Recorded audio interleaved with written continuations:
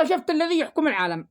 أنا اكتشفت الذي يحكم العالم ويعدل بين جميع الكائنات الحية، بين العالمين كامل. وأنا أقول لهم اكتشفت الذي يحكم العالم. تمام. ومستحيل أي واحد يطلع من الآن وصاعدا. سر يقول لهم مني بكشة، يقولوا لهم مني بكشة مدري هلا له. كلهم العالم لهم جائزة بكشة إذا طلع واحد من الآن وصاعدا يقص في راحة ولا في أمان. لن يحكم العالم والعالمين إلا علم الكتاب.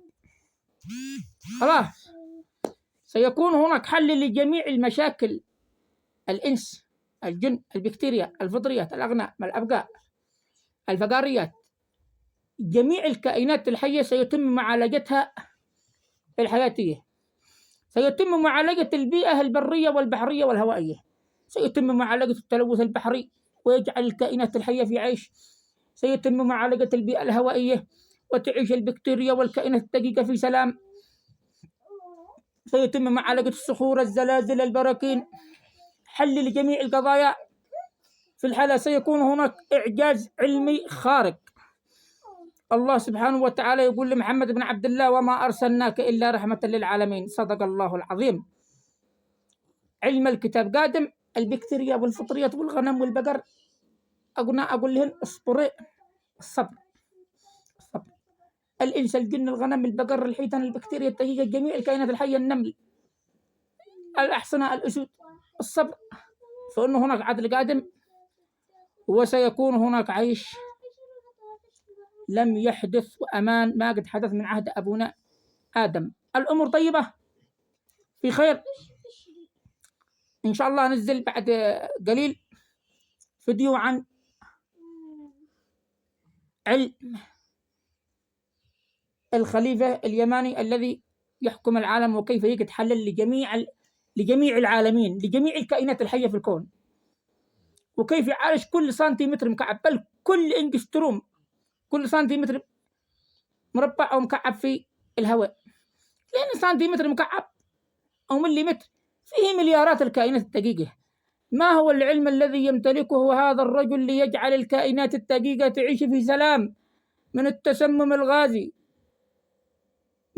ما هو العلم الذي يمتلكه؟ تأييد إلهي من الله سبحانه وتعالى.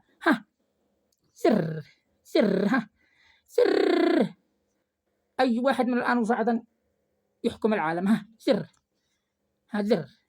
إذا أي واحد حكم العالم من الآن وصاعدا وطلع وجلس بسلام، تمام، أنا أراهنهم على أي رهان يريدوا.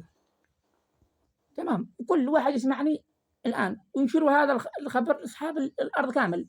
انشروا للغنم والبقر والإنس والجن والأمريكا وفرنسا وبريطانيا والصين واستراليا ومغرب وتونس والجزائر والهند وجميع قارات العالم. انشروا الخبر هذا وقولوا قال لكم العصفور أبو شامخ الفرق والصقر للغنم والبقر والبكتيريا والفطريات والإنس والجن.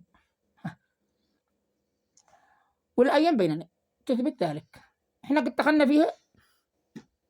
واحتفظوا بهذا الفيديو، وأي واحد يستمع الفيديو هذا يحفظه وينزله. يا أخي تعال اضغط، يا أخي يضغط على الزايد، ضيع الزايد هذا، اضغط عليه وحول القلب الأبيض إلى أحمر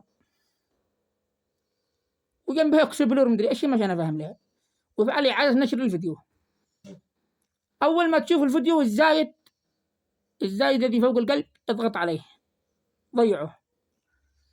نتعلم كيف ينشروا حساباتهم. يلا أي خدمات، أي أوامر، علم الكتاب وصل.